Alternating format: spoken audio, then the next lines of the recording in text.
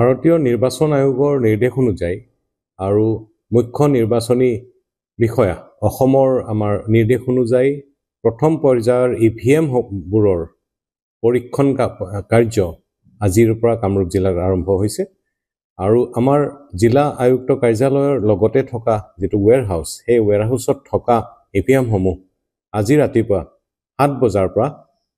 আমাৰ পৰীক্ষণ আৰম্ভ হৈছে আৰু এই পৰীক্ষণ কৰিবলৈ উপস্থিত হৈছে ইলেক্ট্ৰনিক কৰ্পোৰেচন ইণ্ডিয়া লিমিটেডৰ পৰা প্ৰায় 10 জনকৈ অভিযন্তা আৰু তেওঁলোকৰ লগত আমাৰ এই কাৰ্যালয়ৰ আৰু সংহত কাৰ্যালয়ৰ আন লোকসকল সহায়কাৰী লোকসকলও আমি তাত নিয়োজিত কৰিছো টোটাল EVM উপলব্ধ আছে আমাৰ তাত যেটো আমি BU বুলি কওঁ বেলটিং ইউনিট এটো প্ৰায় 2359 টা আৰু ঠিক তেনেকে কন্ট্ৰোল ইউনিট আমাৰ লগত আছে 2512 টা আৰু ভিভিপ্যাট মেচিন আমাৰ লগত আছে 2706 টা আমাৰ সৰ্বমুঠ ভোট গ্ৰহণ কেন্দ্ৰ হৈছে 1555 টা কামৰূপ জিলাত আৰু 6টা বিধানসভা সমষ্টি